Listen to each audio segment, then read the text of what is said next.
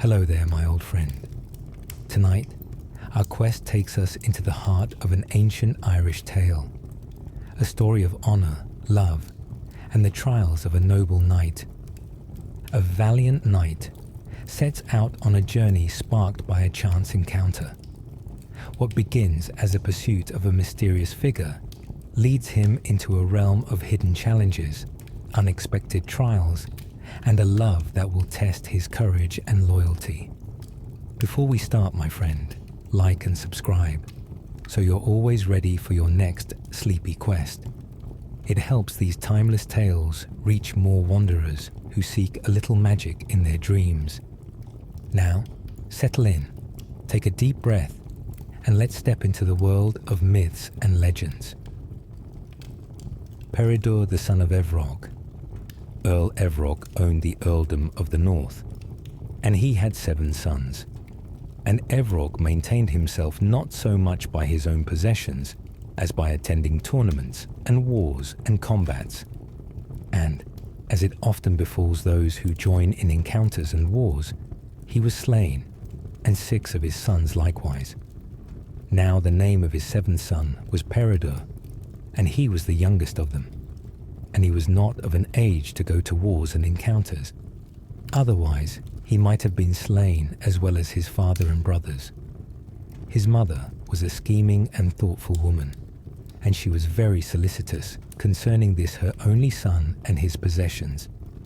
So she took counsel with herself to leave the inhabited country and to flee to the deserts and unfrequented wildernesses. And she permitted none to bear her company thither but women and boys and spiritless men, who were both unaccustomed and unequal to war and fighting. And none dared to bring either horses or arms where her son was, lest he should set his mind upon them. And the youth went daily to divert himself in the forest by flinging sticks and staves.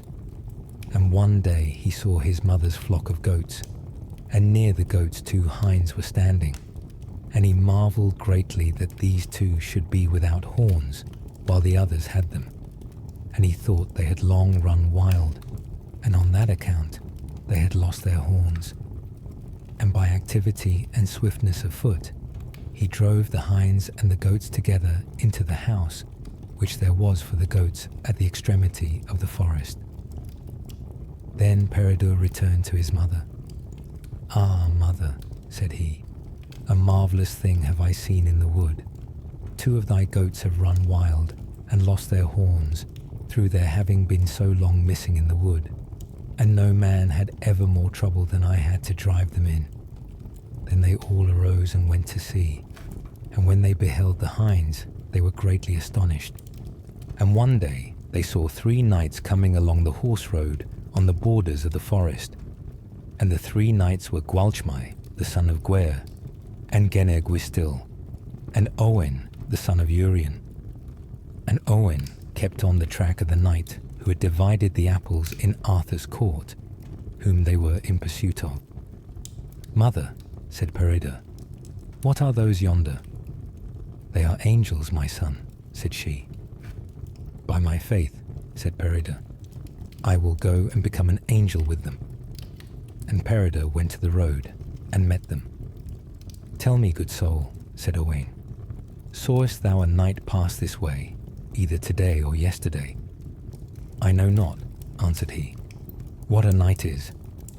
"Such an one as I am," said Owain. "If thou wilt tell me what I ask thee, I will tell thee that which thou askest me." "Gladly will I do so," replied Owain. "What is this?" demanded Peredur concerning the saddle. "It is a saddle," said Owain. Then he asked about all the accoutrements which he saw upon the men, and the horses, and the arms, and what they were for, and how they were used. And Owain showed him all these things fully, and told him what use was made of them. "Go forward," said Peredur, "for I saw such an one as thou inquirest for, and I will follow thee." Then Peredur returned to his mother and her company, and he said to her, "Mother, those were not angels, but honourable knights." Then his mother swooned away, And Peredur went to the place where they kept the horses that carried firewood, and that brought meat and drink from the inhabited country to the desert. And he took a bony piebald horse, which seemed to him the strongest of them, and he pressed a pack into the form of a saddle, and with twisted twigs he imitated the trappings which he had seen upon the horses.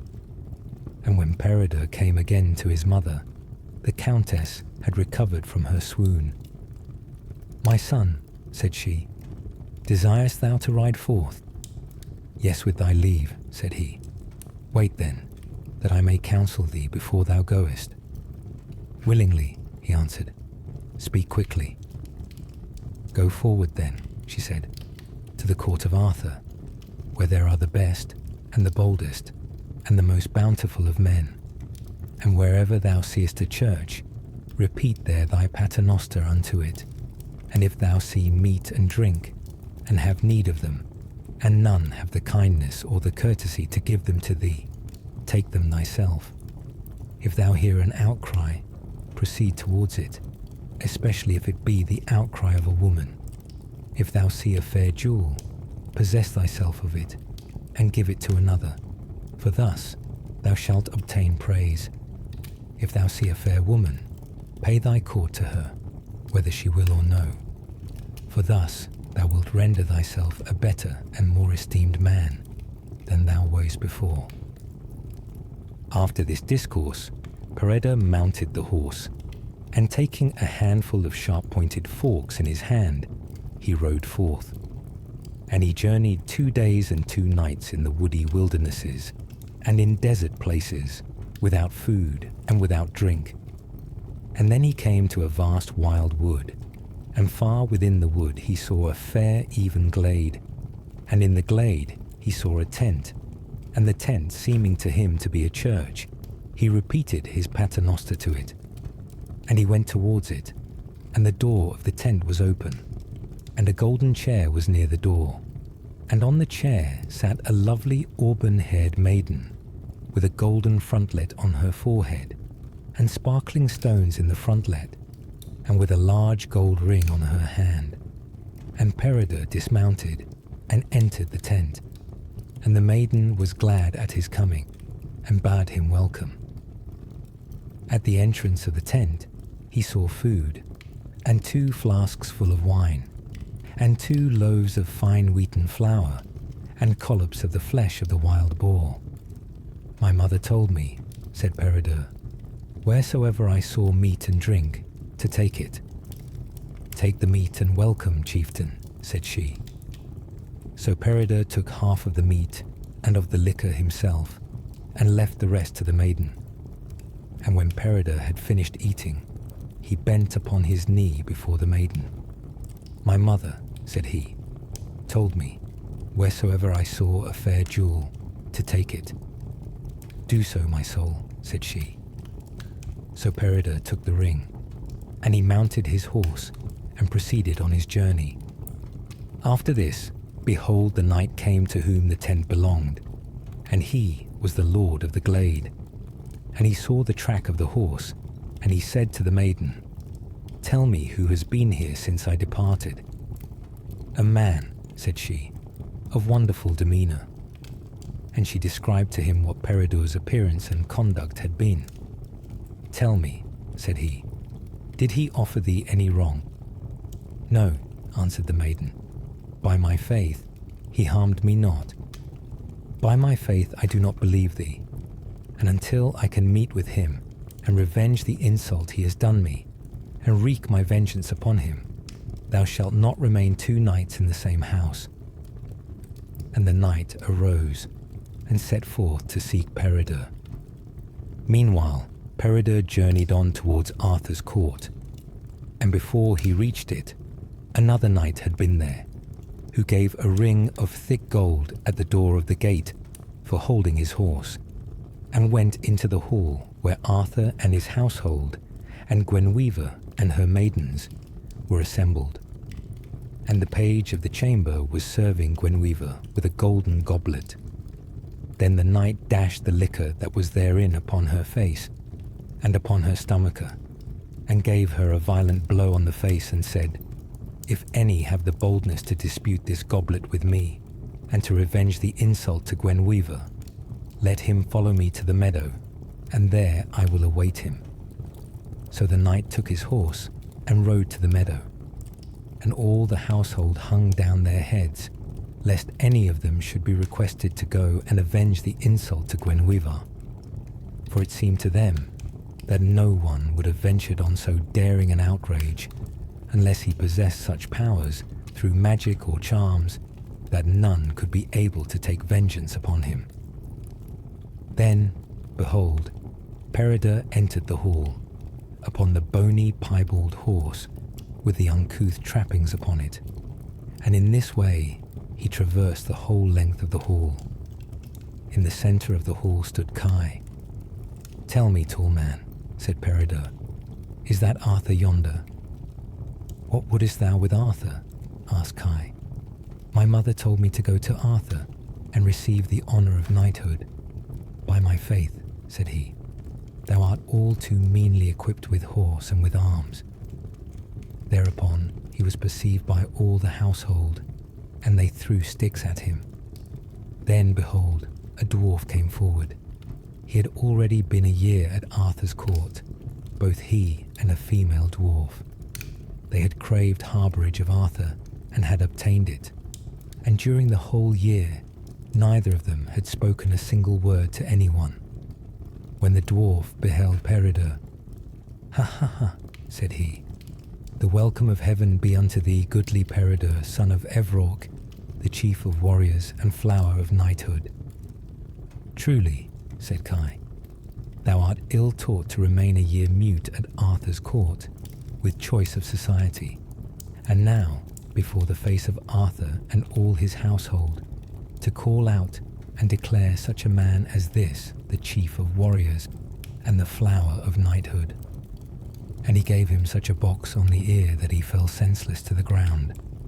Then exclaimed the female dwarf, "Ha ha ha, goodly Peredur, son of Evrawc, the welcome of heaven be unto thee, flower of knights and light of chivalry."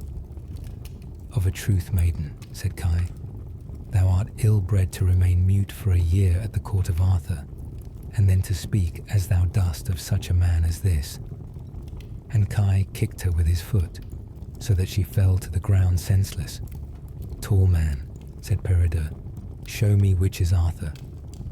"Hold thy peace," said Kai, "and go after the knight who went hence to the meadow, and take from him the goblet, and overthrow him, and possess thyself of his horse and arms, and then thou shalt receive the order of knighthood." "I will do so, tall man," said Peredur. So he turned his horse's head towards the meadow, and when he came there, the knight was riding up and down, proud of his strength and valour and noble mien. "Tell me," said the knight, "didst thou see anyone coming after me from the court?" "The tall man that was there," said he, "desired me to come and overthrow thee, and to take from thee the goblet, and thy horse and thy armour for myself." "Silence," said the knight. "Go back to the court, and tell Arthur from me either to come himself, or to send some other to fight with me, and unless he do so quickly, I will not wait for him." "By my faith," said Peredur, "choose thou whether it shall be willingly or unwillingly, but I will have the horse and the arms and the goblet." And upon this the knight ran at him furiously, and struck him a violent blow with the shaft of his spear between the neck and the shoulder. "Ha ha ha, lad," said Peredur, "my mother's servants were not used to play with me in this wise, therefore thus will I play with thee." And thereupon he struck him with a sharp-pointed fork, and it hit him in the eye, and came out at the back of his neck, so that he instantly fell down lifeless. "Verily," said Owain the son of Urien to Kai, "thou wert ill-advised when thou didst send that madman after the knight. For one of two things must befall him. He must either be overthrown or slain. If he is overthrown by the knight, he will be counted by him to be an honourable person of the court, and an eternal disgrace will it be to Arthur and his warriors, And if he is slain, the disgrace will be the same, and moreover, his sin will be upon him. Therefore will I go to see what has befallen him." So Owain went to the meadow, and he found Peredur dragging the man about. "What art thou doing thus?" said Owain. "This iron coat," said Peredur, "will never come from off him, not by my efforts at any rate." And Owain unfastened his armour and his clothes. "Here, my good soul," said he, "is a horse and armour better than thine.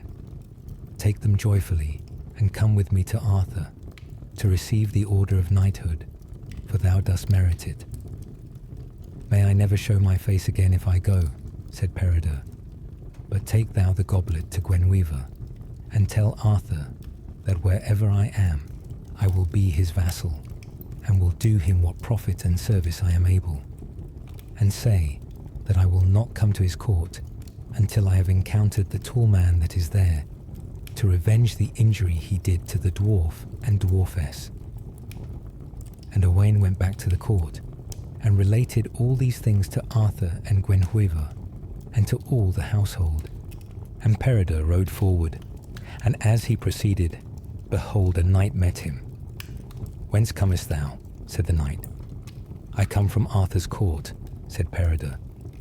"Art thou one of his men?" asked he. "Yes, by my faith," he answered. "A good service truly is that of Arthur." "Wherefore sayest thou so?" said Peredur. "I will tell thee," said he. "I have always been Arthur's enemy, and all such of his men as I have ever encountered I have slain." And without further parlance they fought, and it was not long before Peredur brought him to the ground, over his horse's crupper. Then the knight besought his mercy. "Mercy thou shalt have," said Peredur, "if thou wilt make oath to me that thou wilt go to Arthur's court, and tell him that it was I that overthrew thee, for the honour of his service, and say that I will never come to the court until I have avenged the insult offered to the dwarf and dwarfess." The knight pledged him his faith of this, and proceeded to the court of Arthur, and said as he had promised, and conveyed the threat to Kai. And Peredur rode forward, and within that week he encountered 16 knights, and overthrew them all shamefully. And they all went to Arthur's court, taking with them the same message which the first knight had conveyed from Peredur, and the same threat which he had sent to Kai. And thereupon Kai was reproved by Arthur, and Kai was greatly grieved thereat. And Peredur rode forward, and he came to a vast and desert wood, on the confines of which was a lake, and on the other side was a fair castle. And on the border of the lake he saw a venerable, hoary-headed man, sitting upon a velvet cushion, and having a garment of velvet upon him, and his attendants were fishing in the lake. When the hoary-headed man beheld Peredur approaching, he arose and went towards the castle, and the old man was lame. Peredur rode to the palace, and the door was open, and he entered the hall. And there was the hoary-headed man sitting on a cushion, and a large blazing fire burning before him. And the household and the company arose to meet Peredur, and disarrayed him. And the man asked the youth to sit on the cushion, and they sat down and conversed together. When it was time, the tables were laid, and they went to meat. And when they had finished their meal, the man inquired of Peredur if he knew well how to fight with the sword. "I know not," said Peredur, "but were I to be taught, doubtless I should. Whoever can play well with the cudgel and shield will also be able to fight with a sword." And the man had 2 sons. The one had yellow hair, and the other auburn. "Arise, youths," said he, "and play with the cudgel and the shield." And so did they. "Tell me, my soul," said the man, "which of the youths thinkest thou plays best?" "I think," said Peredur, "that the yellow-haired youth could draw blood from the other, if he chose." "Arise thou, my life," and take the cudgel and the shield from the hand of the youth with the auburn hair, and draw blood from the yellow-haired youth if thou canst." So Peredur arose, and went to play with the yellow-haired youth, and he lifted up his arm, and struck him such a mighty blow, that his brow fell over his eye, and the blood flowed forth.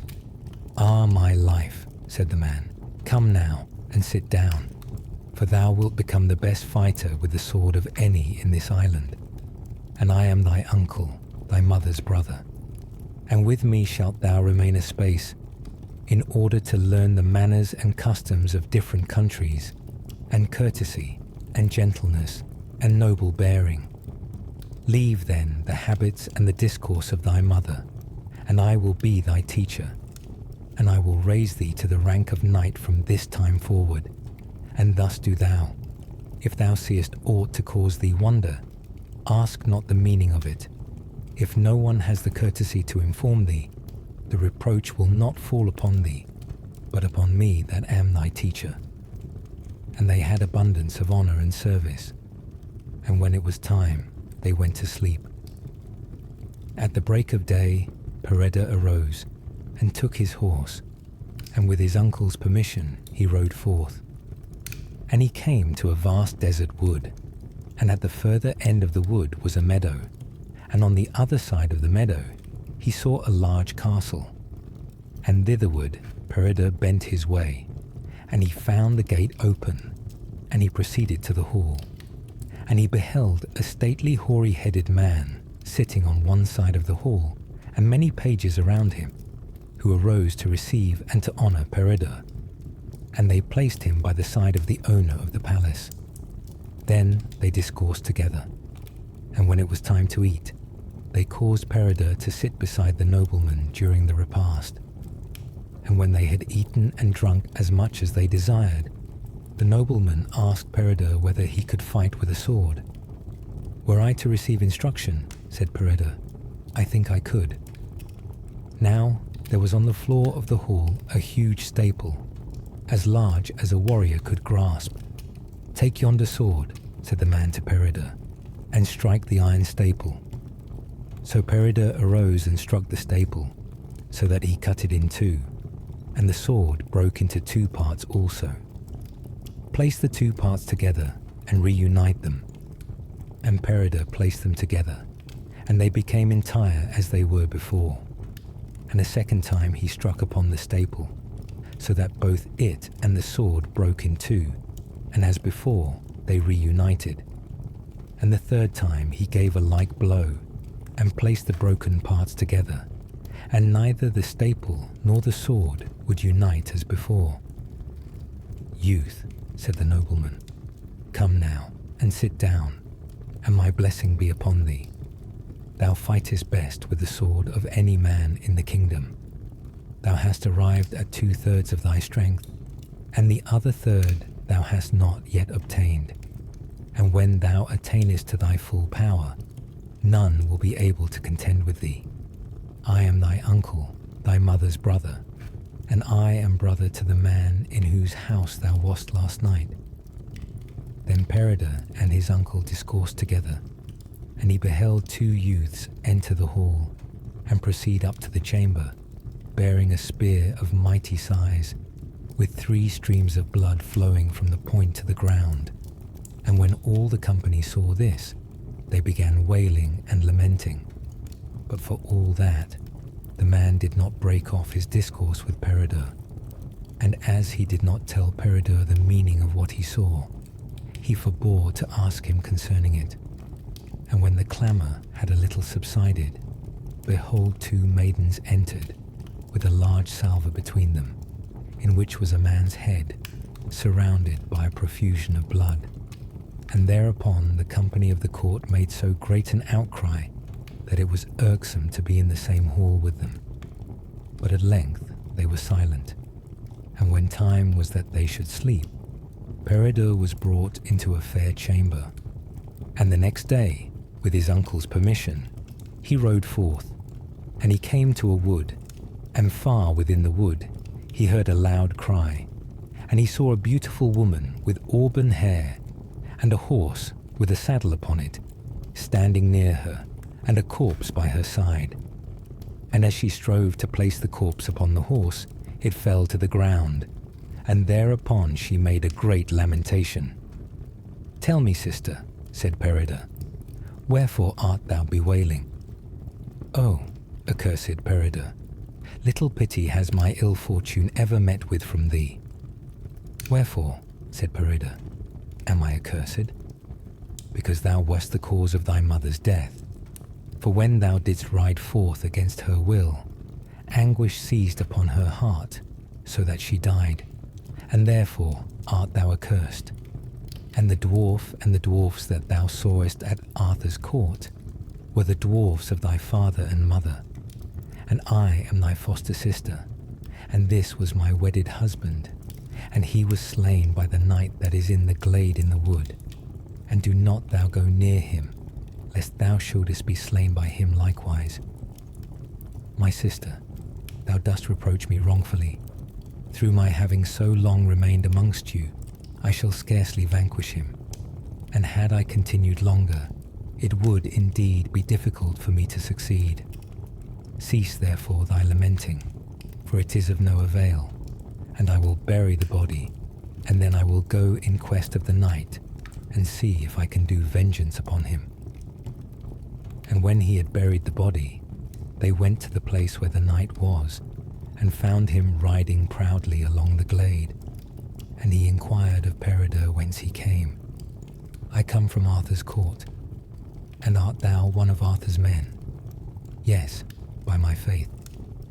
"A profitable alliance truly is that of Arthur."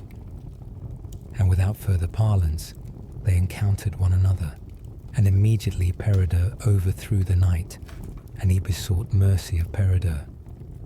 "Mercy shalt thou have," said he, "upon these terms, that thou take this woman in marriage, and do her all the honour and reverence in thy power, seeing thou hast without cause slain her wedded husband, and that thou go to Arthur's court, and show him that it was I that overthrew thee, to do him honour and service, and that thou tell him that I will never come to his court again, until I have met with the tall man that is there, to take vengeance upon him for his insult to the dwarf and dwarfess." And he took the knight's assurance that he would perform all this. Then the knight provided the lady with a horse and garments that were suitable for her, and took her with him to Arthur's court. And he told Arthur all that had occurred, and gave the defiance to Kai. And Arthur and all his household reproved Kai for having driven such a youth as Peredur from his court. Said Owain the son of Urien, "This youth will never come into the court until Kai has gone forth from it." "By my faith," said Arthur, "I will search all the deserts in the island of Britain until I find Peredur, and then let him and his adversary do their utmost to each other." Then Peredur rode forward, and he came to a desert wood, where he saw not the track either of men or animals, and where there was nothing but bushes and weeds. And at the upper end of the wood he saw a vast castle, wherein were many strong towers. And when he came near the gate, he found the weeds taller than he had seen them elsewhere. And he struck the gate with the shaft of his lance, and thereupon behold, a lean, auburn-haired youth came to an opening in the battlements. "Choose thou, chieftain," said he, "whether shall I open the gate unto thee, or shall I announce unto those that are chief, that thou art at the gateway?"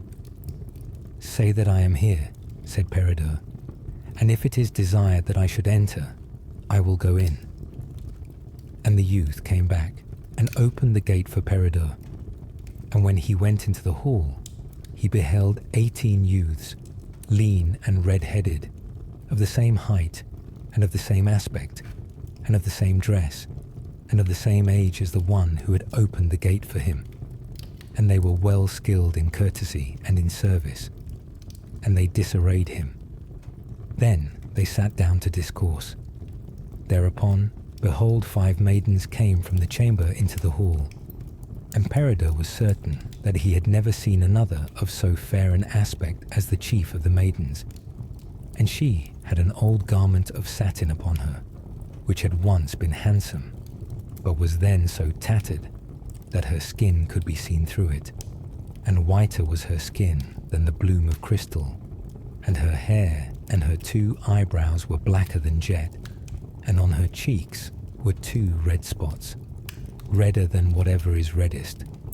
And the maiden welcomed Peredur, and put her arms about his neck, and made him sit down beside her. Not long after this he saw 2 nuns enter, and a flask full of wine was borne by one, and 6 loaves of white bread by the other. "Lady," said they, "heaven is witness that there is not so much of food and liquor as this left in yonder convent this night." Then they went to meat, and Peredur observed that the maiden wished to give more of the food and of the liquor to him than to any of the others. "My sister," said Peredur, "I will share out the food and the liquor." "Not so, my soul," said she, "by my faith, but I will." So Peredur took the bread, and he gave an equal portion of it to each alike, as well as a cup full of the liquor. And when it was time for them to sleep, a chamber was prepared for Peredur, and he went to rest. "Behold, sister," said the youths to the fairest and most exalted of the maidens, "we have counsel for thee." "What may it be?" she inquired. "Go to the youth that is in the upper chamber, and offer to become his wife, or the lady of his love, if it seem well to him." "That were indeed unfitting," said she. "Hitherto I have not been the lady love of any knight, and to make him such an offer before I am wooed by him, that truly can I not do. By our confession to heaven, unless thou actest thus, we will leave thee here to thy enemies, to do as they will with thee." And through fear of this, the maiden went forth, and shedding tears, she proceeded to the chamber. And with the noise of the door opening, Peredur awoke, and the maiden was weeping and lamenting. "Tell me, my sister," said Peredur, "wherefore dost thou weep?" "I will tell thee, lord," said she. "My father possessed these dominions as their chief, and this palace was his, and with it he held the best earldom in the kingdom. Then the son of another earl sought me of my father, and I was not willing to be given unto him, and my father would not give me against my will, either to him or any earl in the world. And my father had no child except myself. And after my father's death, these dominions came into my own hands, and then was I less willing to accept him than before. So he made war upon me, and conquered all my possessions, except this one house. And through the valor of the men whom thou hast seen, who are my foster brothers, and the strength of the house, it can never be taken while food and drink remain. And now our provisions are exhausted, but, as thou hast seen, we have been fed by the nuns, to whom the country is free, and at length they also are without supply of food or liquor, and at no later date than tomorrow, the Earl will come against this place with all his forces, and if I fall into his power, my fate will be no better than to be given over to the grooms of his horses. Therefore, Lord, I am come to offer to place myself in thy hands, that thou mayest succour me, either by taking me hence, or by defending me here, whichever may seem best unto thee. Go, my sister, said he, and sleep, nor will I depart from thee until I do that which thou requirest, or prove whether I can assist thee or not. The maiden went again to rest, and the next morning she came to Peredur, and saluted him. Heaven prosper thee, my soul, and what tidings dost thou bring? None other than that the Earl and all his forces have alighted at the gate, and I never beheld any place so covered with tents, and thronged with knights challenging others to the combat. Truly, said Peredur, let my horse be made ready. So his horse was accoutred, And he arose and sallied forth to the meadow. And there was a knight riding proudly along the meadow, having raised the signal for battle. And they encountered, and Peredur threw the knight over his horse's crupper to the ground. And at the close of the day, one of the chief knights came to fight with him, and he overthrew him also, so that he besought his mercy. "Who art thou?" said Peredur. "Verily," said he, "I am master of the household to the earl. And how much of the countess's possessions is there in thy power?" "The third part, verily," answered he. "Then," said Peredur, "restore to her the third of her possessions in full, and all the profit thou hast made by them, and bring meat and drink for 100 men, with their horses and arms, to her court this night, and thou shalt remain her captive, unless she wish to take thy life." And this he did forthwith. And that night the maiden was right joyful, and they fared plenteously. And the next day Peredur rode forth to the meadow, and that day he vanquished a multitude of the host. And at the close of the day there came a proud and stately knight, and Peredur overthrew him, and he besought his mercy. "Who art thou?" said Peredur. "I am steward of the palace," said he. "And how much of the maiden's possessions are under thy control?" "1/3 part," answered he. "Verily," said Peredur, "thou shalt fully restore to the maiden her possessions, and moreover thou shalt give her meat and drink for 200 men, and their horses and their arms, and for thyself thou shalt be her captive."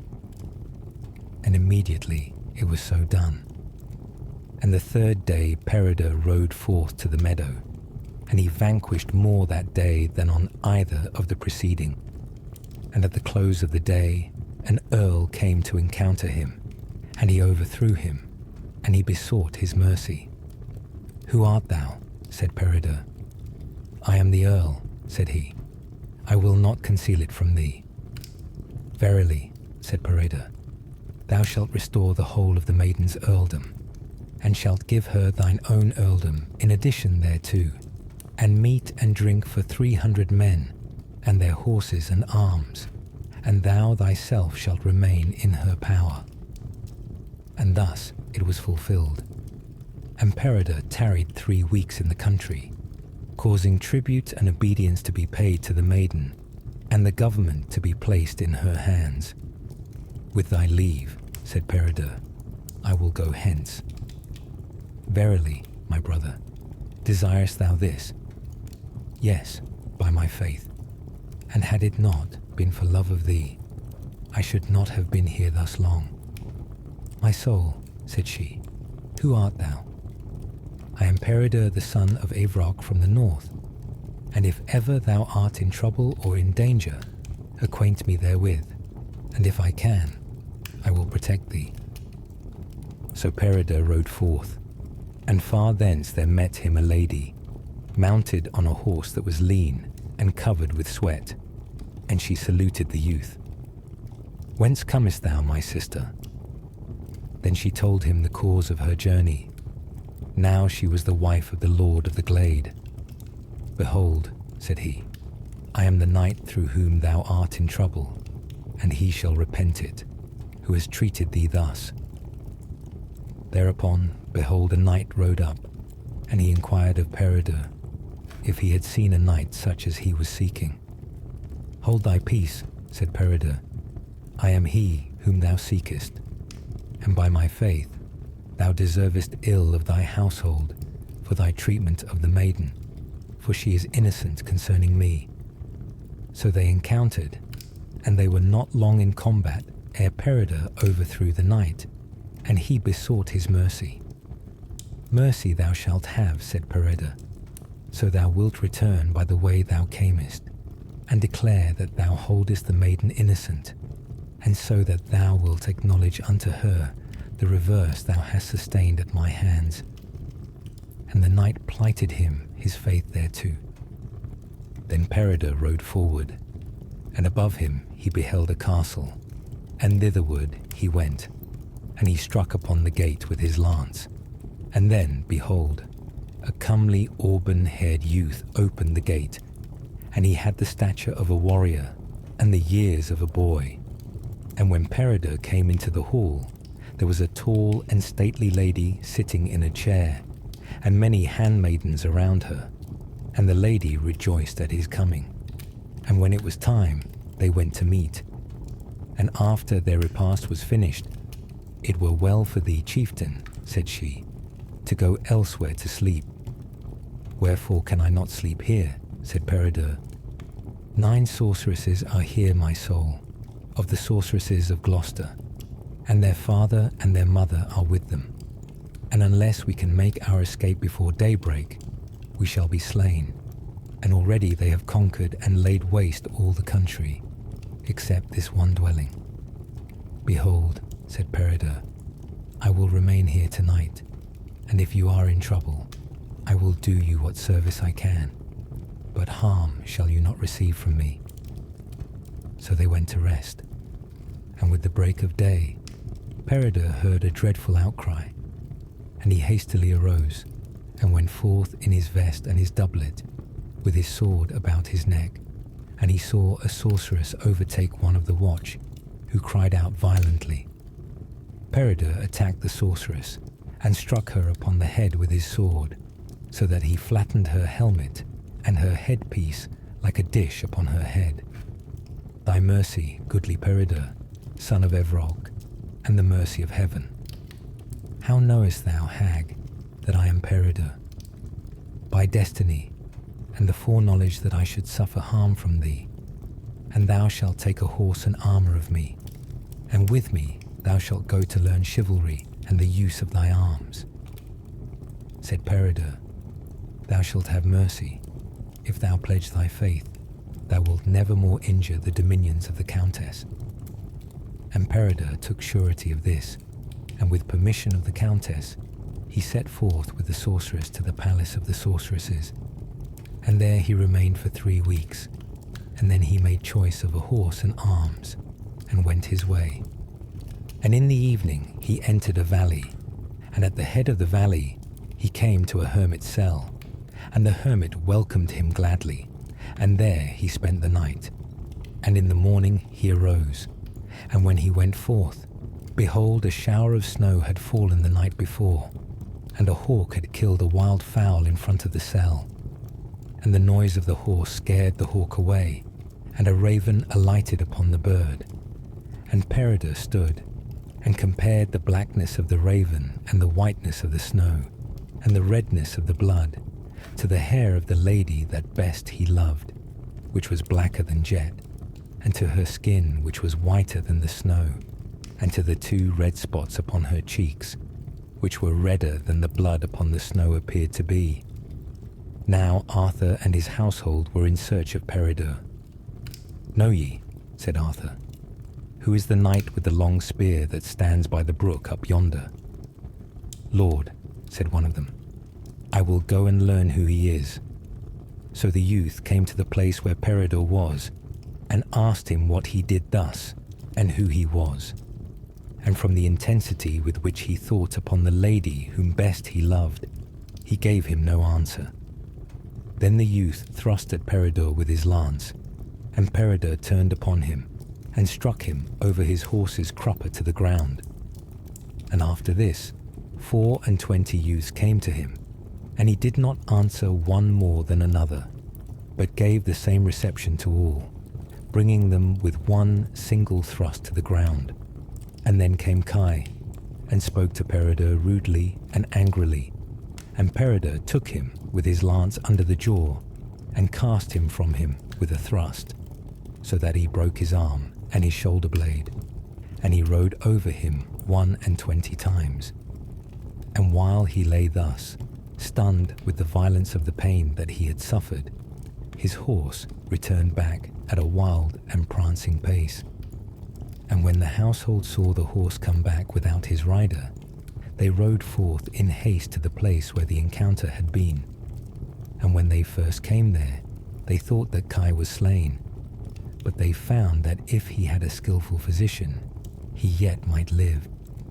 And Peredur moved not from his meditation, on seeing the concourse that was around Kai. And Kai was brought to Arthur's tent, and Arthur caused skillful physicians to come to him. And Arthur was grieved that Kai had met with this reverse, for he loved him greatly. Then, said Gwalchmai, it is not fitting that any should disturb an honourable knight from his thought unadvisedly, for either he is pondering some damage that he has sustained, or he is thinking of the lady whom best he loves, and through such ill-advised proceeding, perchance this misadventure has befallen him who last met with him.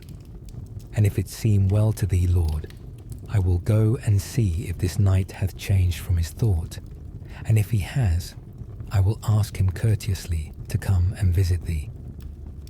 Then Kai was wroth, and he spoke angry and spiteful words.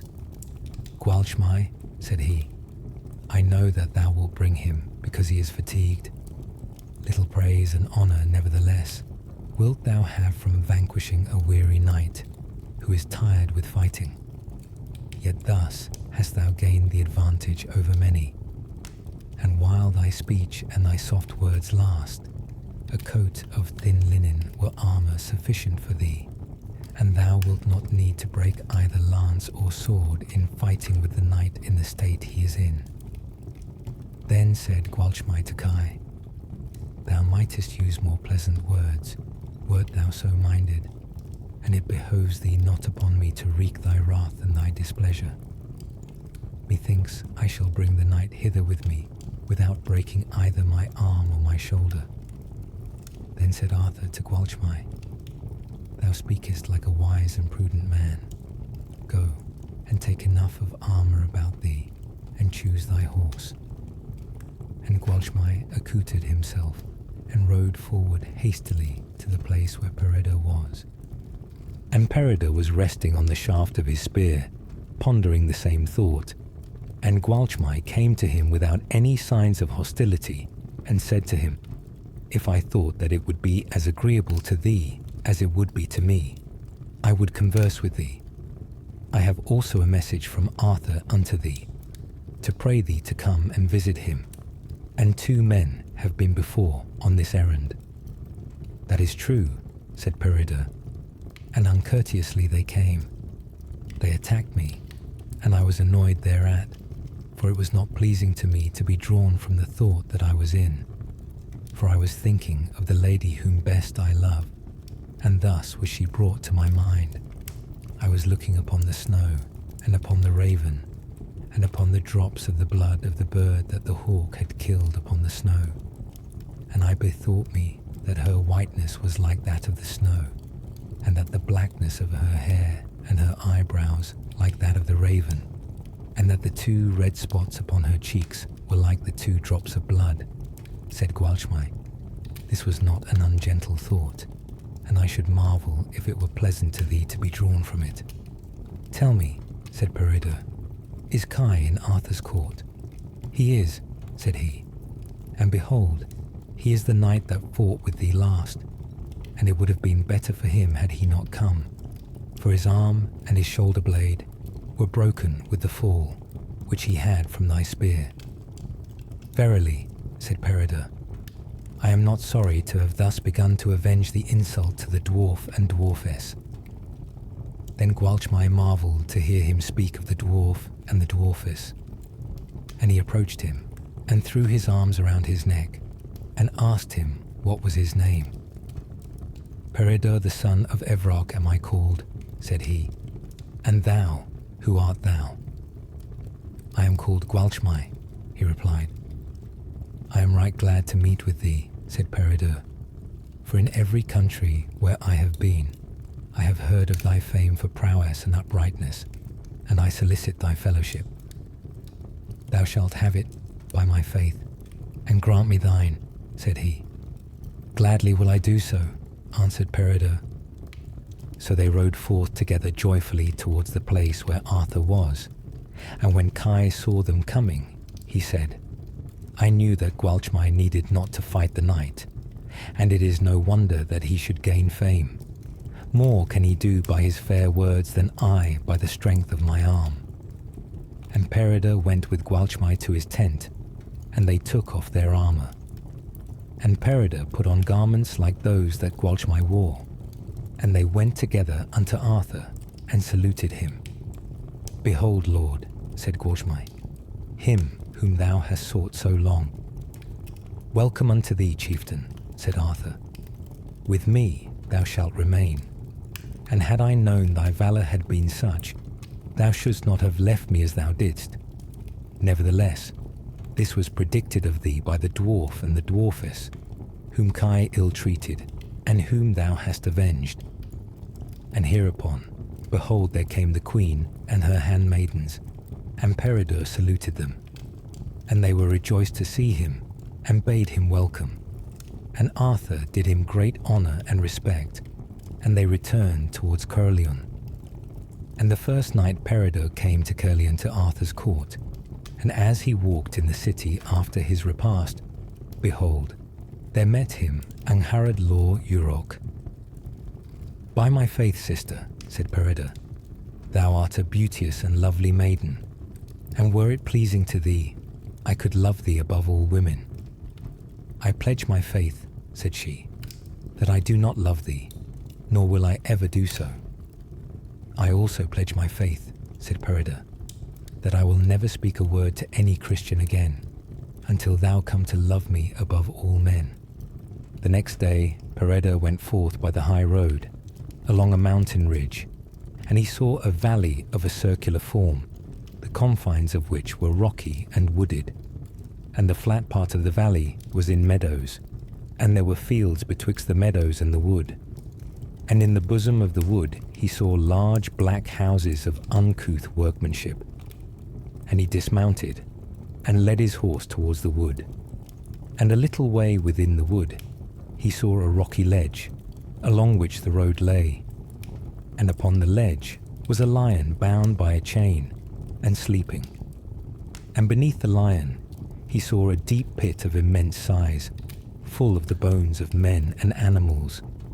And Peredur drew his sword and struck the lion, so that he fell into the mouth of the pit, and hung there by the chain.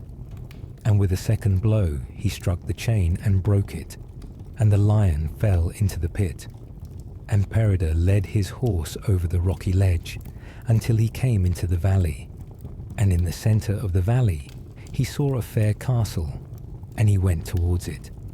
And in the meadow by the castle he beheld a huge grey man sitting, who was larger than any man he had ever before seen. And two young pages were shooting the hilts of their daggers of the bone of the seahorse. And one of the pages had red hair, and the other auburn. And they went before him to the place where the grey man was, and Peredur saluted him. And the grey man said, Disgrace to the beard of my porter. Then Peredur understood that the porter was the lion, and the grey man and the pages went together into the castle, and Peredur accompanied them, and he found it a fair and noble place. And they proceeded to the hall, and the tables were already laid, and upon them was abundance of food and liquor. And thereupon he saw an aged woman and a young woman come from the chamber, and they were the most stately women he had ever seen. Then they washed and went to meat, and the grey man sat in the upper seat at the head of the table, and the aged woman next to him.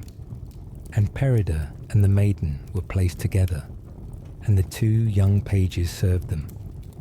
And the maiden gazed sorrowfully upon Peredur, and Peredur asked the maiden wherefore she was sad.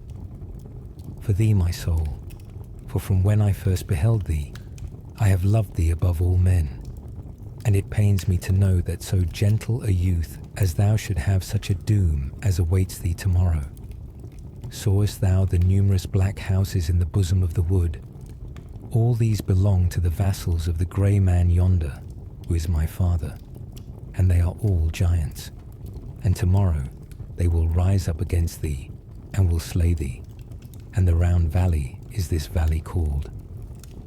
Listen, fair maiden, wilt thou contrive that my horse and arms be in the same lodging with me tonight?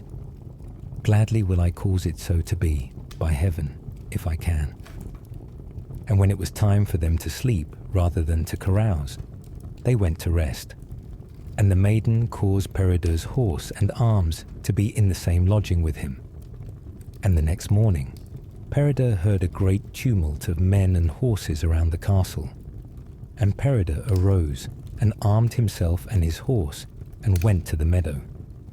Then the aged woman and the maiden came to the grey man. "Lord," said they, "take the word of the youth, that he will never disclose what he has seen in this place, and we will be his sureties that he keep it." "I will not do so by my faith," said the grey man. So Peredur fought with the host, and towards evening he had slain 1/3 of them without receiving any hurt himself. Then said the aged woman, "Behold, many of thy host have been slain by the youth. Do thou, therefore, grant him mercy." "I will not grant it by my faith," said he. And the aged woman and the fair maiden were upon the battlements of the castle, looking forth. And at that juncture Peredur encountered the yellow-haired youth and slew him. "Lord," said the maiden, "grant the young man mercy." "That will I not do by heaven," he replied. And thereupon Peredur attacked the auburn-haired youth and slew him likewise. "It were better that thou hadst accorded mercy to the youth before he had slain thy 2 sons, for now scarcely wilt thou thyself escape from him. Go, maiden, and beseech the youth to grant mercy unto us, for we yield ourselves into his hands." So the maiden came to the place where Peredur was, and besought mercy for her father, and for all such of his vassals as had escaped alive. "Thou shalt have it, on condition that thy father and all that are under him go and render homage to Arthur, and tell him that it was his vassal Peredur that did him this service. This will we do willingly by heaven, and you shall also receive baptism, and I will send to Arthur and beseech him to bestow this valley upon thee and upon thy heirs after thee forever." Then they went in, and the grey man and the tall woman saluted Peredur. And the grey man said unto him, "Since I have possessed this valley, I have not seen any Christian depart with his life, save thyself, and we will go to do homage to Arthur, and to embrace the faith and be baptized." Then said Peredur, "To heaven I render thanks that I have not broken my vow to the lady that best I love, which was, that I would not speak one word unto any Christian." That night they tarried there, and the next day, in the morning, the grey man, with his company, set forth to Arthur's court, and they did homage unto Arthur, and he caused them to be baptized.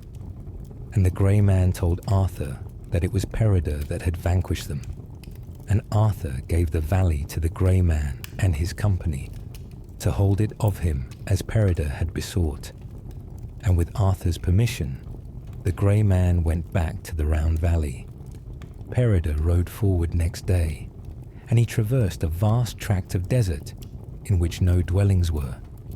And at length he came to a habitation, mean and small, and there he heard that there was a serpent that lay upon a gold ring, and suffered none to inhabit the country for 7 miles around. And Peredur came to the place where he heard the serpent was, and angrily, furiously, and desperately fought he with the serpent, and at last he killed it, and took away the ring. And thus he was for a long time without speaking a word to any Christian, and therefrom he lost his colour and his aspect, through extreme longing after the court of Arthur, and the society of the lady whom best he loved, and of his companions. Then he proceeded forward to Arthur's court, and on the road there met him Arthur's household going on a particular errand, with Kai at their head. And Peredur knew them all, but none of the household recognized him. "Whence comest thou, chieftain?" said Kai. And this he asked him 2 and 3 times, and he answered him not. And Kai thrust him through the thigh with his lance. And lest he should be compelled to speak, and to break his vow, he went on without stopping. Then said Gwalchmai. "I declare to heaven, Kai, that thou hast acted ill in committing such an outrage on a youth like this, who cannot speak." And Gwalchmai returned back to Arthur's court.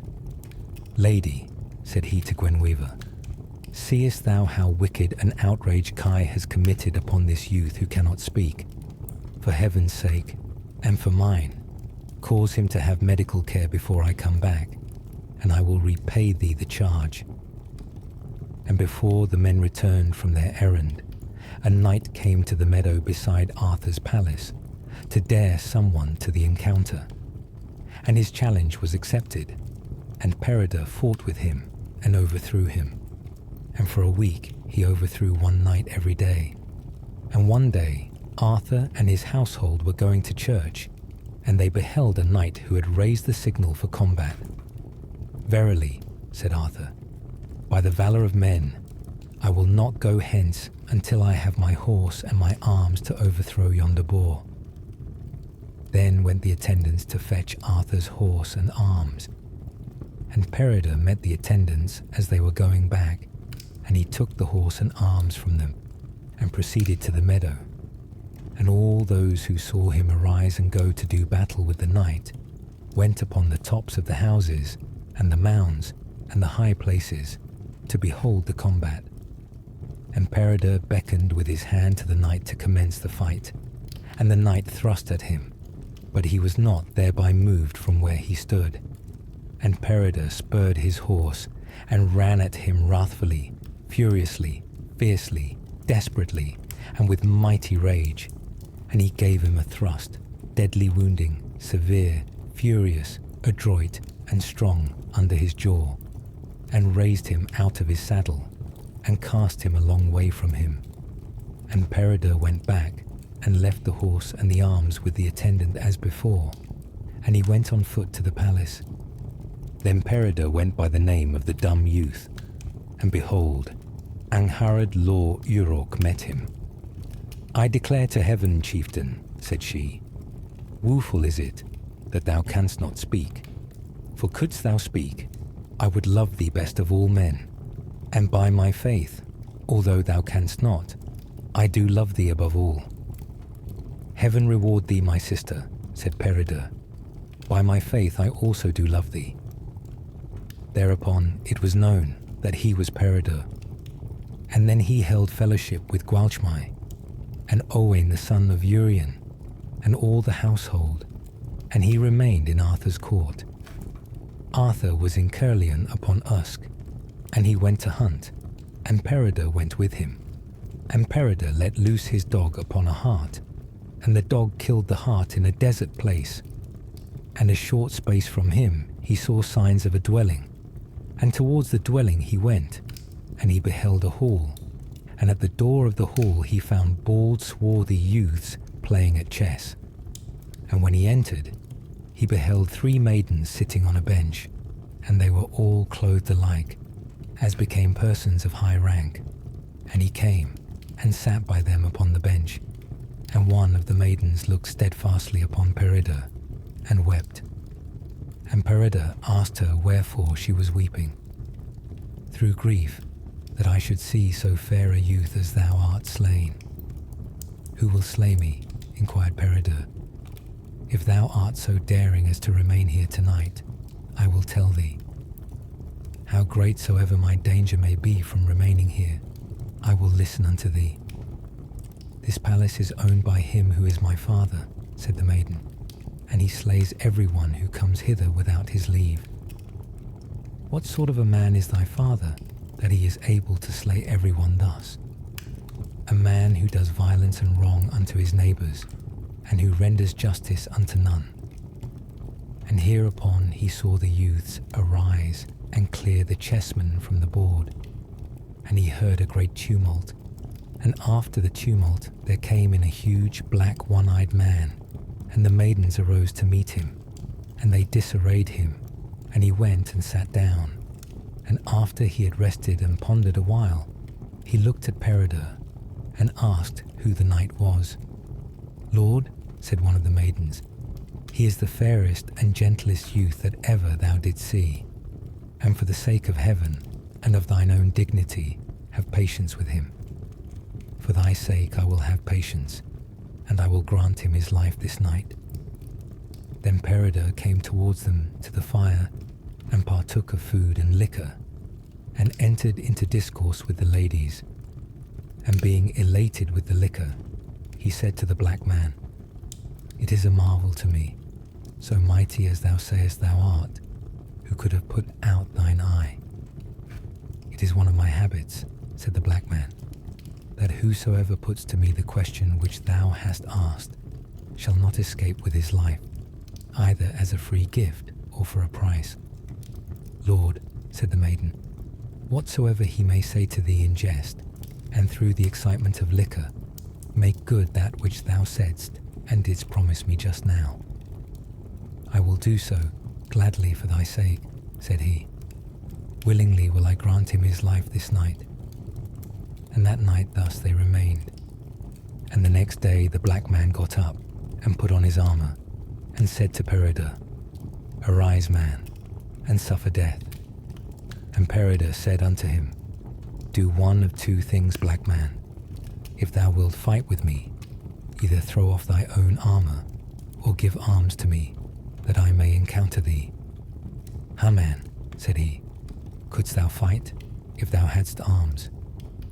Take then what arms thou dost choose." And thereupon the maiden came to Peredur with such arms as pleased him, and he fought with the black man, and forced him to crave his mercy. "Black man, thou shalt have mercy, provided thou tell me who thou art, and who put out thine eye." "Lord, I will tell thee. I lost it in fighting with the black serpent of the Khan. There is a mound which is called the Mound of Mourning, and on the mound there is a Khan, and in the Khan there is a serpent, and on the tail of the serpent there is a stone, and the virtues of the stone are such that whosoever should hold it in one hand, in the other he will have as much gold as he may desire. And in fighting with this serpent was it that I lost my eye. And the black oppressor am I called, and for this reason I am called the black oppressor, that there is not a single man around me whom I have not oppressed, and justice have I done unto none." "Tell me," said Peredur, "how far is it hence?" "The same day that thou settest forth, thou wilt come to the palace of the sons of the king of the tortures." "Wherefore are they called thus?" "The adunk of the lake slays them once every day. When thou goest thence, thou wilt come to the court of the Countess of the Achievements." "What achievements are there?" asked Peredur. 300 men there are in her household, and unto every stranger that comes to the court, the achievements of her household are related. And this is the manner of it.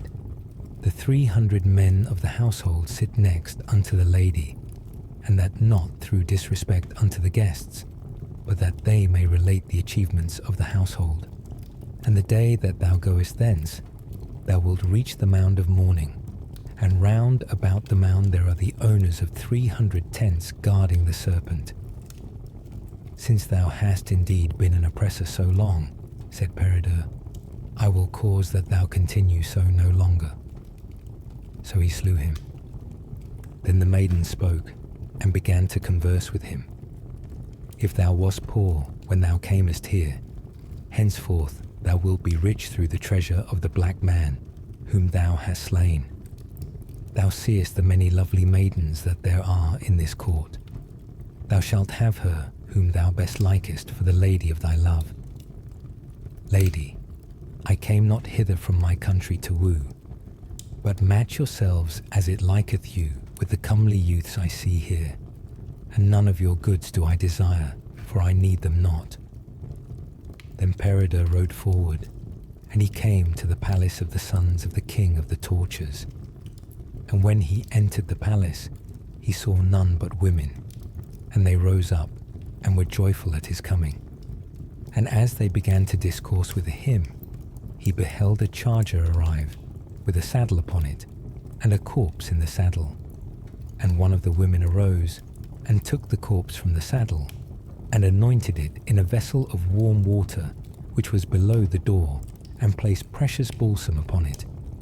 And the man rose up alive, and came to the place where Peredur was, and greeted him, and was joyful to see him.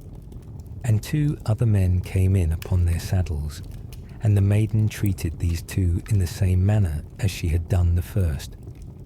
Then Peredur asked the chieftain wherefore it was thus, and they told him that there was an adunk in a cave, which slew them once every day, and thus they remained that night. And next morning the youths arose to sally forth, and Peredur besought them, for the sake of the ladies of their love, to permit him to go with them. But they refused him, saying, If thou shouldst be slain there, thou hast none to bring thee back to life again. And they rode forward, and Peredur followed after them. And after they had disappeared out of his sight, he came to a mound, whereon sat the fairest lady he had ever beheld. I know thy quest, said she. Thou art going to encounter the adunk, and he will slay thee, and that not by courage, but by craft. He has a cave, and at the entrance of the cave there is a stone pillar, and he sees everyone that enters, and none see him. And from behind the pillar he slays everyone with a poisonous dart. And if thou wouldst pledge me thy faith to love me above all women, I would give thee a stone, by which thou shouldst see him when thou goest in, and he should not see thee. I will, by my troth, said Peredur, for when first I beheld thee I loved thee, and where shall I seek thee? When thou seekest me, seek towards India. And the maiden vanished, after placing the stone in Peredur's hand. And he came towards a valley, through which ran a river, and the borders of the valley were wooded, and on each side of the river were level meadows. And on one side of the river he saw a flock of white sheep, and on the other a flock of black sheep. And whenever one of the white sheep bleated, one of the black sheep would cross over and become white. And when one of the black sheep bleated, one of the white sheep would cross over and become black. And he saw a tall tree by the side of the river, one half of which was in flames from the root to the top, and the other half was green and in full leaf. And nigh thereto he saw a youth sitting upon a mound, and 2 greyhounds, white-breasted and spotted, in leashes, lying by his side. And certain was he that he had never seen a youth of so royal a bearing as he. And in the wood opposite he heard hounds raising a herd of deer. And Peredur saluted the youth, and the youth greeted him in return. And there were 3 roads leading from the mound. 2 of them were wide roads, and the third was more narrow. And Peredur inquired where the 3 roads went. One of them goes to my palace, said the youth, and one of 2 things I counsel thee to do, either to proceed to my palace, which is before thee, and where thou wilt find my wife, or else to remain here to see the hounds chasing the roused deer from the wood to the plain. And thou shalt see the best greyhounds thou didst ever behold, and the boldest in the chase. Kill them by the water beside us. And when it is time to go to meat, my page will come with my horse to meet me, and thou shalt rest in my palace tonight. Heaven reward thee, but I cannot tarry, for onward must I go. The other road leads to the town, which is near here, and wherein food and liquor may be bought, and the road which is narrower than the others goes towards the cave of the adunk. With thy permission, young man, I will go that way. And Peredur went towards the cave, and he took the stone in his left hand, and his lance in his right. And as he went in, he perceived the adunk, and he pierced him through with his lance, and cut off his head. And as he came from the cave, behold, the 3 companions were at the entrance, and they saluted Peredur, and told him that there was a prediction that he should slay that monster. And Peredur gave the head to the young men, and they offered him in marriage whichever of the 3 sisters he might choose, and half their kingdom with her. I came not hither to woo, said Peredur, but if peradventure I took a wife, I should prefer your sister to all others. And Peredur rode forward, and he heard a noise behind him. And he looked back, and saw a man upon a red horse, with red armour upon him. And the man rode up by his side, and saluted him, and wished him the favour of heaven and of man. And Peredur greeted the youth kindly. Lord, I come to make a request unto thee. What wouldest thou? That thou shouldest take me as thine attendant. Whom then should I take as my attendant if I did so? I will not conceal from thee what kindred I am of. Etlim Glediv Koch am I called, an earl from the east country. I marvel that thou shouldest offer to become attendant to a man whose possessions are no greater than thine own. For I have but an earldom like thyself. But since thou desirest to be my attendant, I will take thee joyfully. And they went forward to the court of the countess, and all they of the court were glad at their coming. And they were told it was not through disrespect they were placed below the household, but that such was the usage of the court. For whoever should overthrow the 300 men of her household would sit next the countess, and she would love him above all men. And Peredur, having overthrown the 300 men of her household, sat down beside her. And the countess said, I thank heaven that I have a youth so fair and so valiant as thou, since I have not obtained the man whom best I love. Who is he whom best thou lovest? By my faith, Etlim Glediv Koch is the man whom I love best, and I have never seen him. Of a truth, Etlim is my companion, and behold, here he is, and for his sake did I come to joust with thy household, and he could have done so better than I, had it pleased him, and I do give thee unto him. Heaven reward thee, fair youth, and I will take the man whom I love above all others. And the countess became Etlim's bride from that moment. And the next day Peredur set forth towards the mound of mourning. By thy hand, Lord, but I will go with thee, said Etlim. Then they went forwards, till they came in sight of the mound and the tents. Go unto yonder men, said Peredur to Etlim, and desire them to come and do me homage. So Etlim went unto them, and said unto them thus, Come and do homage to my lord. Who is thy lord? Said they. Peredur with the long lance is my lord, said Etlim. Were it permitted to slay a messenger, thou shouldest not go back to thy lord alive, for making unto kings and earls and barons so arrogant a demand as to go and do him homage. Peredur desired him to go back to them, and to give them their choice, either to do him homage or to do battle with him. And they chose rather to do battle. And that day Peredur overthrew the owners of 100 tents, and the next day he overthrew the owners of 100 more. And the third day the remaining 100 took counsel to do homage to Peredur. And Peredur inquired of them wherefore they were there, and they told him they were guarding the serpent until he should die. For then should we fight for the stone among ourselves, and whoever should be conqueror among us would have the stone. Await here, said Peredur, and I will go to encounter the serpent. Not so, Lord, said they. We will go all together to encounter the serpent. Verily, said Peredur, that will I not permit, for if the serpent be slain, I shall derive no more fame therefrom than one of you. Then he went to the place where the serpent was, and slew it, and came back to them, and said, Reckon up what you have spent since you have been here, and I will repay you to the full.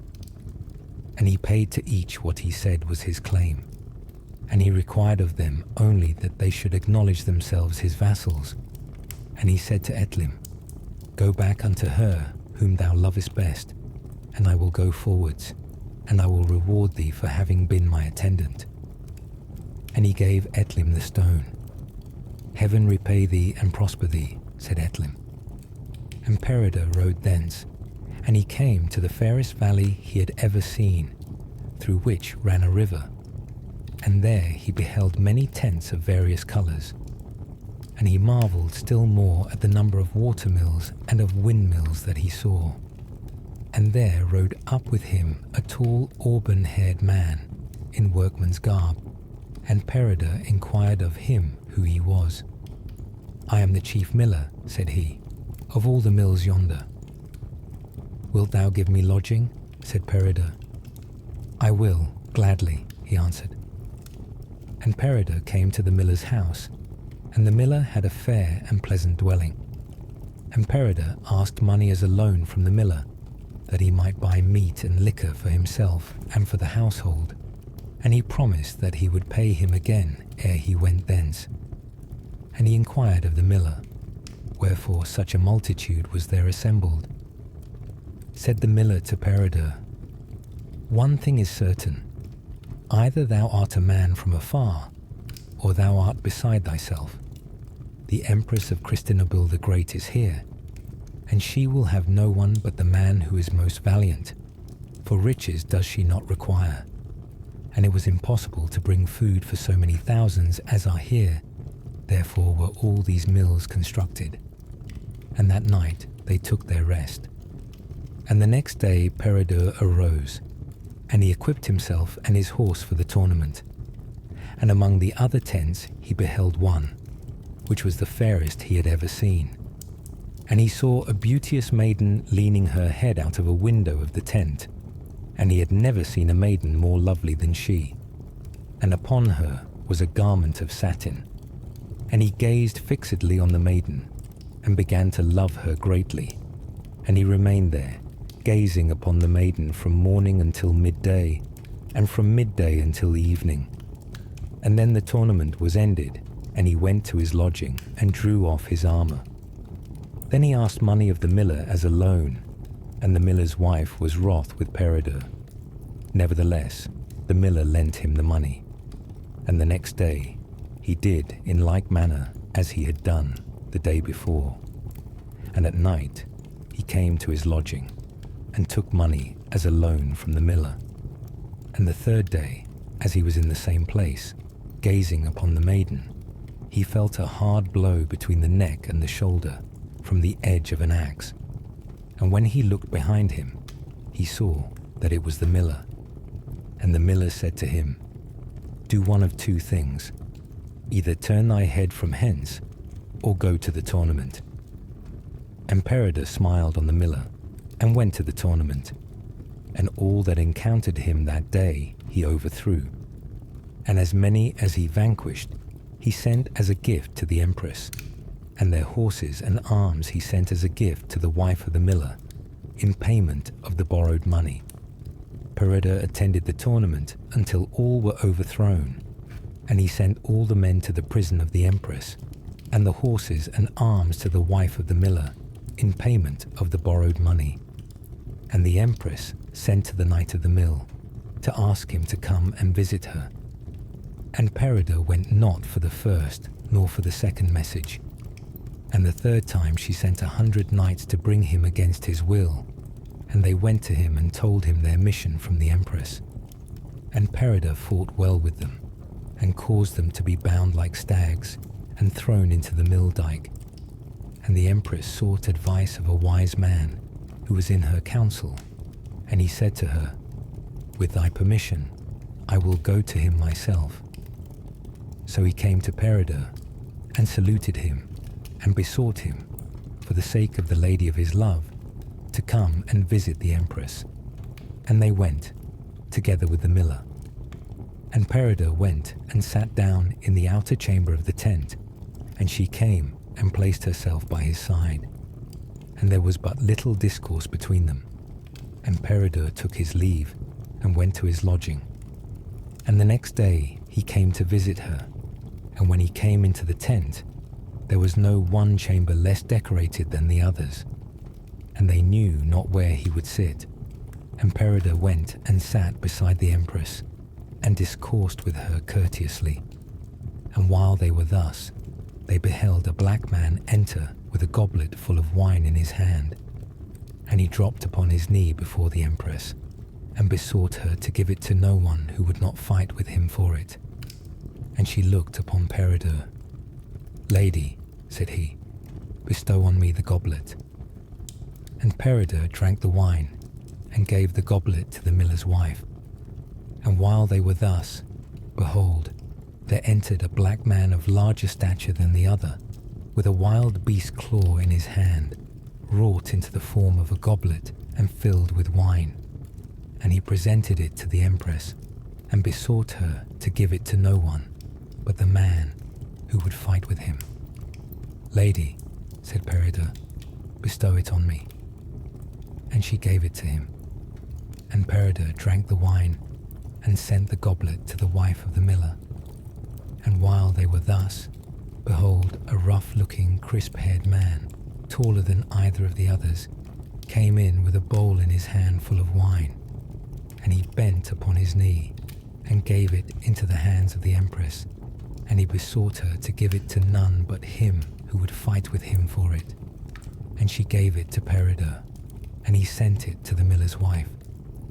And that night Peredur returned to his lodging, and the next day he accoutred himself and his horse, and went to the meadow and slew the 3 men.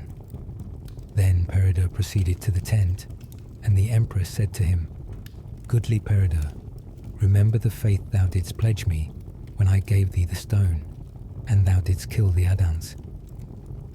"Lady," answered he, "thou sayest truth, I do remember it." And Peredur was entertained by the Empress 14 years, as the story relates. Arthur was at Caerleon upon Usk, his principal palace, and in the centre of the floor of the hall were 4 men sitting on a carpet of velvet: Owain, the son of Urien, and Gwalchmai, the son of Gwer, and Howl, the son of Emer Lidor, and Peredur of the long lance. And thereupon they saw a black curly-headed maiden enter, riding upon a yellow mule, with jagged thongs in her hand to urge it on, and having a rough and hideous aspect. Blacker were her face and her 2 hands than the blackest iron covered with pitch, and her hue was not more frightful than her form. High cheeks had she, and a face lengthened downwards, and a short nose with distended nostrils, and one eye was of a piercing mottled grey, and the other was as black as jet, deep sunk in her head, and her teeth were long and yellow, more yellow were they than the flower of the broom, and her stomach rose from the breastbone, higher than her chin, and her back was in the shape of a crook, and her legs were large and bony, and her figure was very thin and spare, except her feet and her legs, which were of huge size. And she greeted Arthur and all his household except Peredur. And to Peredur she spoke harsh and angry words. "Peredur, I greet thee not, seeing that thou dost not merit it. Blind was fate in giving thee fame and favour. When thou wast in the court of the lame king, and did see there the youth bearing the streaming spear, from the points of which were drops of blood flowing in streams, even to the hand of the youth, and many other wonders likewise, thou didst not inquire their meaning nor their cause.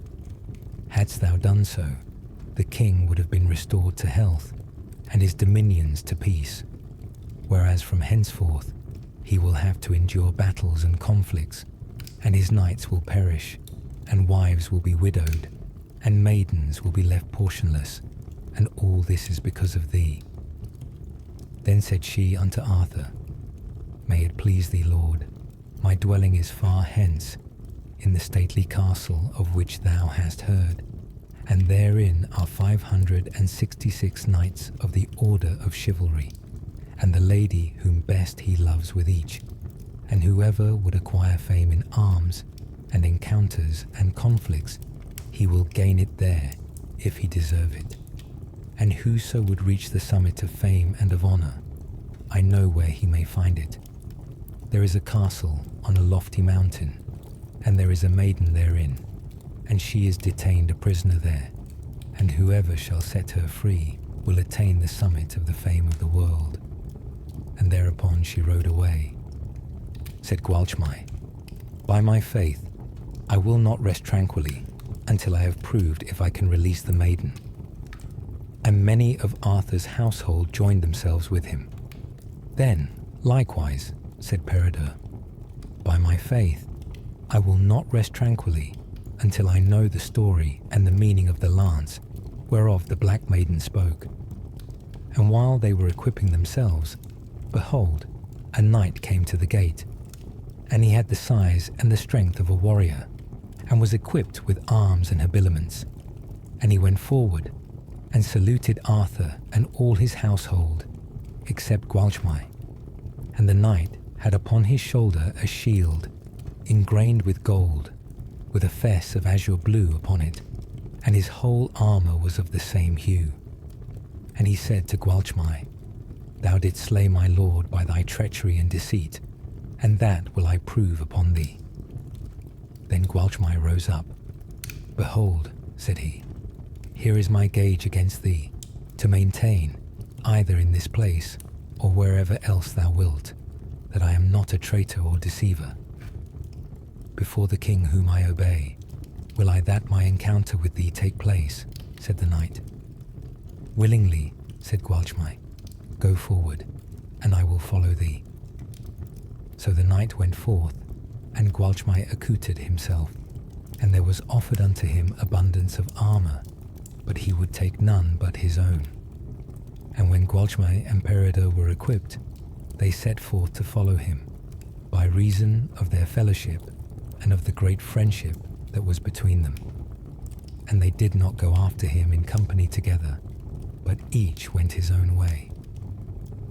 At the dawn of day, Gwalchmai came to a valley, and in the valley he saw a fortress, and within the fortress a vast palace and lofty towers around it. And he beheld a knight coming out to hunt from the other side, mounted on a spirited black snorting palfrey that advanced at a prancing pace, proudly stepping and nimbly bounding, and sure of foot. And this was the man to whom the palace belonged. And Gwalchmai saluted him. Heaven prosper thee, chieftain, said he. And whence comest thou? I come, answered Gwalchmai, from the court of Arthur. And art thou Arthur's vassal? Yes, by my faith, said Gwalchmai. I will give thee good counsel, said the knight. I see that thou art tired and weary. Go unto my palace, if it may please thee, and tarry there tonight. Willingly, lord, said he, and heaven reward thee. Take this ring as a token to the porter, and go forward to yonder tower, and therein thou wilt find my sister. And Gwalchmai went to the gate, and showed the ring, and proceeded to the tower. And on entering he beheld a large blazing fire, burning without smoke and with a bright and lofty flame. And a beauteous and stately maiden was sitting on a chair by the fire. And the maiden was glad at his coming, and welcomed him, and advanced to meet him. And he went and sat beside the maiden, and they took their repast. And when their repast was over, they discoursed pleasantly together. And while they were thus, behold, there entered a venerable, hoary-headed man. Ah, base girl, said he, if thou didst think it was right for thee to entertain and to sit by yonder man, thou wouldest not do so.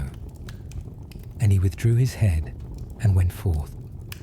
Ah, chieftain, said the maiden, if thou wilt do as I counsel thee, thou wilt shut the door, lest the man should have a plot against thee. Upon that Gwalchmai arose, and when he came near unto the door, the man, with 60 others, fully armed, were ascending the tower. And Gwalchmai defended the door with a chessboard, that none might enter until the man should return from the chase. And thereupon, behold, the earl arrived. What is all this? Asked he. It is a sad thing, said the hoary-headed man. The young girl yonder has been sitting and eating with him who slew your father. He is Gwalchmai, the the son of Gwer. "Hold thy peace then," said the earl. "I will go in." And the earl was joyful concerning Gwalchmai. "Ha, chieftain," said he, "it was wrong of thee to come to my court, when thou knewest that thou didst slay my father. And though we cannot avenge him, heaven will avenge him upon thee." "My soul," said Gwalchmai, "thus it is. I came not here either to acknowledge or to deny having slain thy father, but I am on a message from Arthur, and therefore do I crave the space of a year until I shall return from my embassy, and then, upon my faith, I will come back unto this palace, and do one of two things, either acknowledge it or deny it." And the time was granted him willingly, and he remained there that night, and the next morning he rode forth. And the story relates nothing further of Gwalchmai respecting this adventure. And Peredur rode forward, and he wandered over the whole island, seeking tidings of the Black Maiden, and he could meet with none.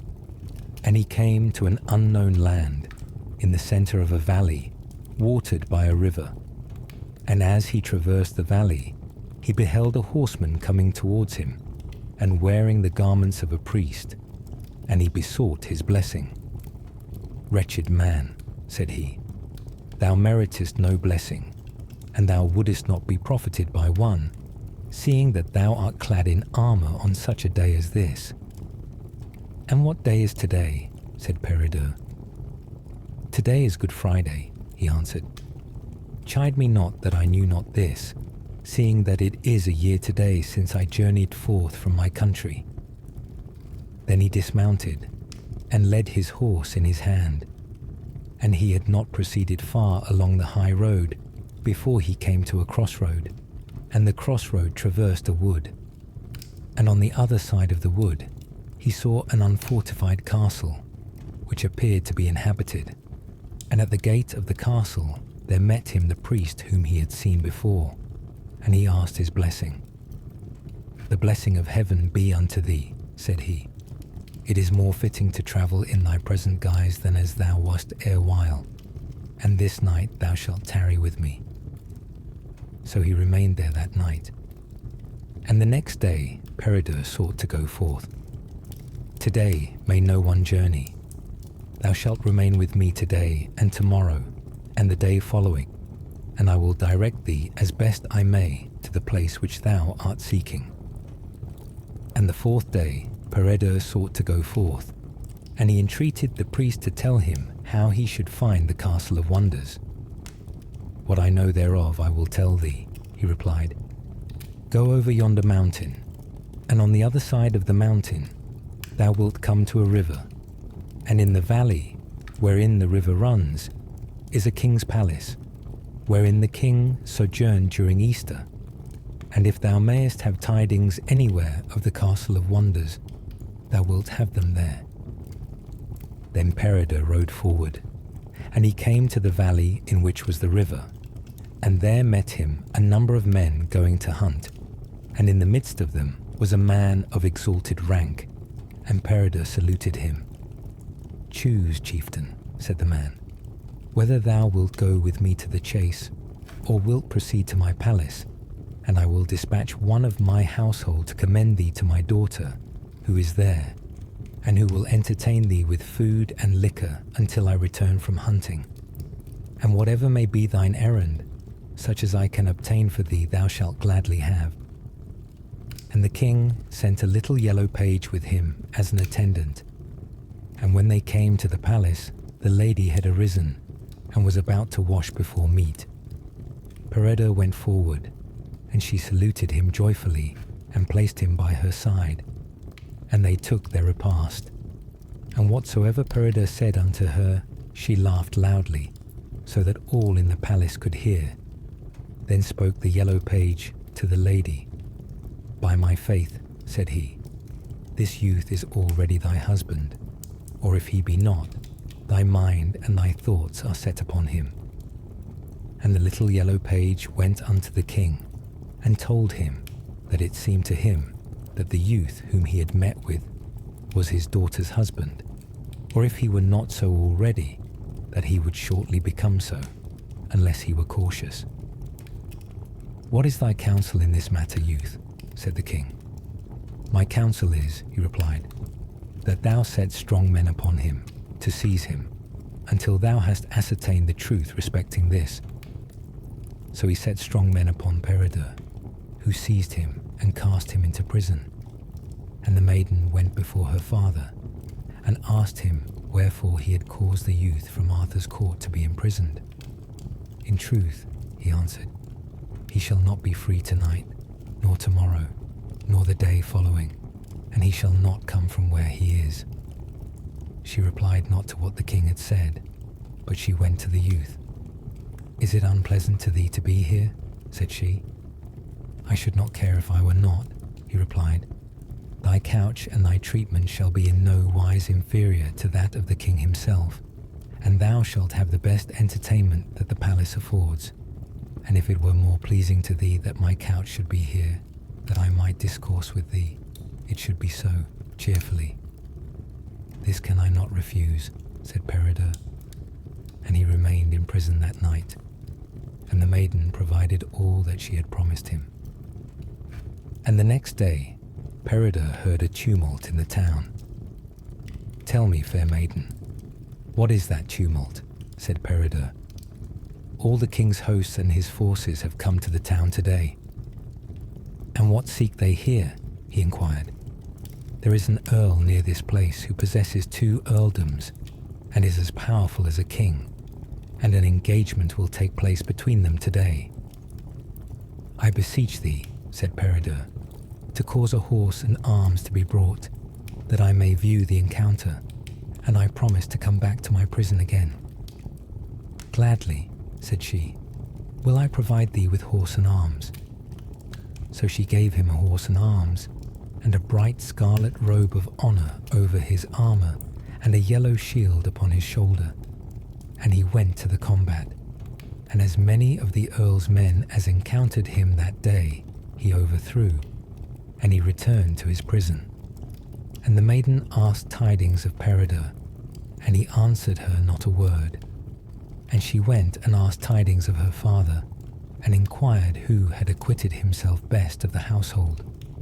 And he said that he knew not, but that it was a man with a scarlet robe of honor over his armor, and a yellow shield upon his shoulder. Then she smiled, and returned to where Peredur was, and did him great honor that night. And for 3 days did Peredur slay the earl's men. And before anyone could know who he was, he returned to his prison. And the 4th day Peredur slew the earl himself. And the maiden went unto her father, and inquired of him the news. "I have good news for thee," said the king. "The earl is slain, and I am the owner of his 2 earldoms. Knowest thou, Lord, who slew him?" "I do not know," said the king. "It was the knight with the scarlet robe of honor and the yellow shield." "Lord," said she, "I know who that is." "By heaven," he exclaimed, "who is he?" "Lord," she replied, "he is the knight whom thou hast imprisoned." Then he went unto Peredur and saluted him, and told him that he would reward the service he had done him in any way he might desire. And when they went to meat, Peredur was placed beside the king, and the maiden on the other side of Peredur. "I will give thee," said the king, "my daughter in marriage, and half my kingdom with her, and the 2 earldoms as a gift." "Heaven reward thee, Lord," said Peredur, "but I came not here to woo." "What seekest thou then, chieftain?" "I am seeking tidings of the Castle of Wonders." "Thy enterprise is greater, chieftain, than thou wilt wish to pursue," said the maiden. "Nevertheless, tidings shalt thou have of the castle, and thou shalt have a guide through my father's dominions, and a sufficiency of provisions for thy journey, for thou art, O chieftain, the man whom best I love." Then she said to him, "Go over yonder mountain, and thou wilt find a lake, and in the middle of the lake there is a castle, and that is the castle that is called the Castle of Wonders, and we know not what wonders are therein, but thus is it called. And Peredur proceeded towards the castle, and the gate of the castle was open. And when he came to the hall, the door was open, and he entered. And he beheld a chessboard in the hall, and the chessmen were playing against each other by themselves. And the side that he favoured lost the game, and thereupon the others set up a shout, as though they had been living men. And Peredur was wroth, and took the chessman in his lap, and cast the chessboard into the lake. And when he had done thus, behold, the black maiden came in, and she said to him, The welcome of heaven be not unto thee. Thou hadst rather do evil than good. What complaint hast thou against me, maiden? Said Peredur. That thou hast occasioned unto the empress the loss of her chessboard, which she would not have lost for all her empire. And the way in which thou mayest recover the chessboard is to repair to the castle of Isbidinongil, where is a black man who lays waste the dominions of the empress. And if thou canst slay him, thou wilt recover the chessboard. But if thou goest there, thou wilt not return alive.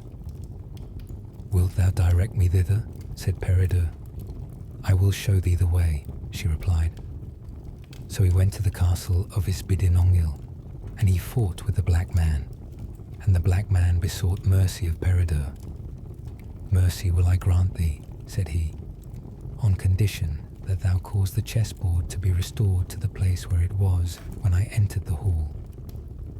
Then the maiden came to him and said, The malediction of heaven attend thee for thy work, since thou hast left that monster alive, who lays waste all the possessions of the empress. I granted him his life, said Peredur, that he might cause the chessboard to be restored. The chessboard is not in the place where thou didst find it. Go back, therefore, and slay him, answered she. So Peredur went back and slew the black man. And when he returned to the palace, he found the black maiden there. Ah, maiden, said Peredur, where is the empress? I declare to heaven that thou wilt not see her now, unless thou dost slay the monster that is in yonder forest. What monster is there? It is a stag that is as swift as the swiftest bird, and he has one horn in his forehead, as long as the shaft of a spear, and as sharp as whatever is sharpest. And he destroys the branches of the best trees in the forest, and he kills every animal that he meets with therein, and those that he doth not slay perish of hunger. And what is worse than that, he comes every night and drinks up the fish pond, and leaves the fishes exposed, so that for the most part they die before the water returns again.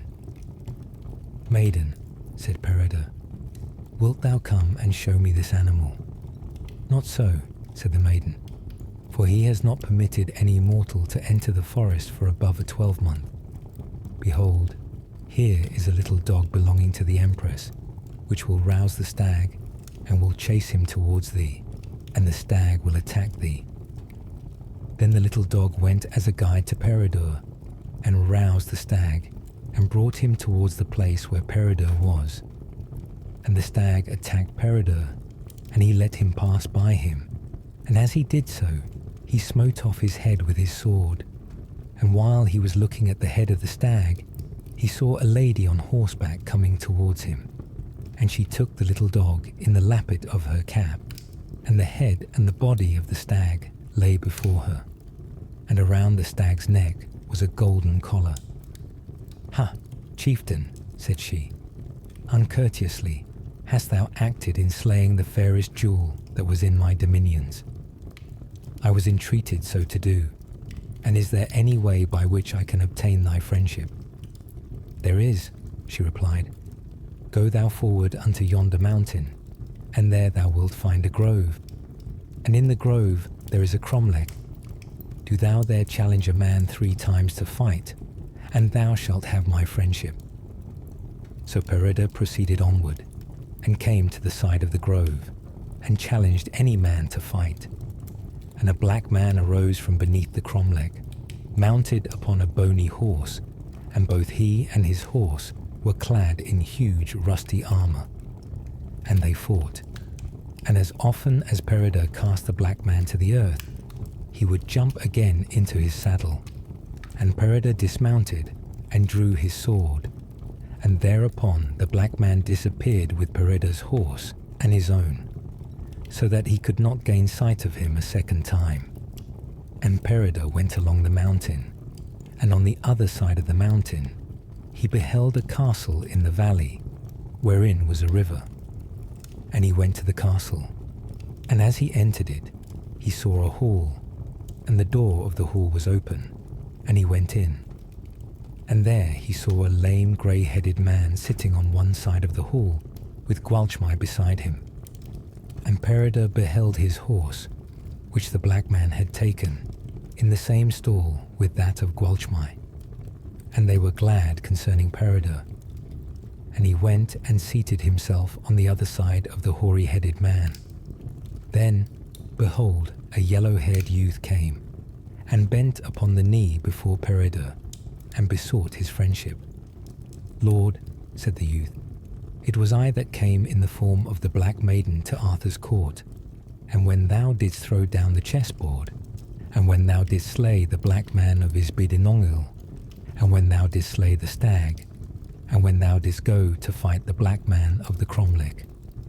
And I came with the bloody head in the salver, and with the lance that streamed with blood from the point to the hand, all along the shaft, and the head was thy cousin's, and he was killed by the sorceresses of Gloucester, who also lamed thine uncle, and I am thy cousin, and there is a prediction that thou art to avenge these things."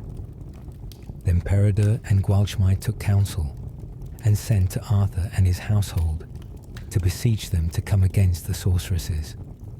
And they began to fight with them, and one of the sorceresses slew one of Arthur's men before Peredur's face, and Peredur bade her forbear. And the sorceress slew a man before Peredur's face a second time, and a second time he forbade her. And the third time the sorceress slew a man before the face of Peredur. And then Peredur drew his sword, and smote the sorceress on the helmet, and all her head armor was split in 2 parts. And she set up a cry, and desired the other sorceresses to flee, and told them that this was Peredur, the man who had learned chivalry with them, and by whom they were destined to be slain. Then Arthur and his household fell upon the sorceresses, and slew the sorceresses of Gloucester every one. And thus is it related concerning the Castle of Wonders,